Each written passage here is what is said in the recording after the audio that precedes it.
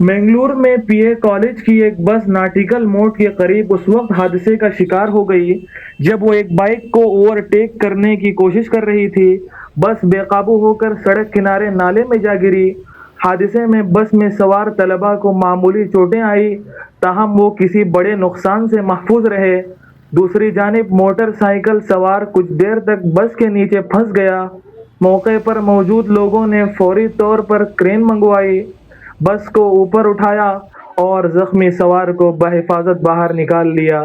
شدید زخمی motor cycle سوار کو فوری طور پر قریبی اسپتال منتقل کیا گیا، جہاں اس کا علاج جاری ہے۔